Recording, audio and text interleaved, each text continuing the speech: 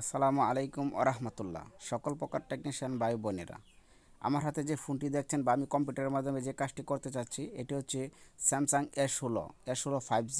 এটি হচ্ছে একটি FRP লক বা গুগল অ্যাকাউন্ট লক। এই লকটি কীভাবে খোলা যায় আনলক টুল দিয়ে, সেটি এখন আমি দেখাবো।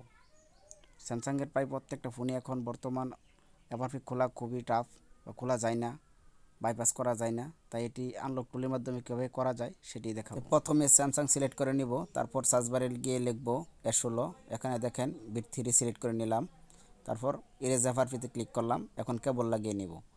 দেখেন কেবল লাগানোর সাথে সাথেই সেটটি রিসেট হয়ে গেল বা FRP ফরম্যাটিং হয়ে গেল। তো এভাবেই আনলক টুলের মাধ্যমে প্রত্যেকটা স্যামসাং ফোনের FRP আপনি রিসেট করতে পারবেন অতি সহজেই। দেখেন এখন সেট আপ করে নেব। স্টার্টে ক্লিক করলাম,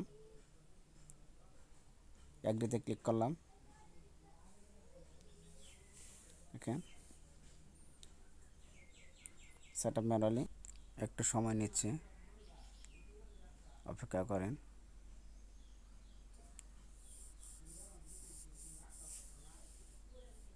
ক্লোজ ক্লিক করলাম, নেক্সটে ক্লিক করলাম, প্লিজ ওয়েট,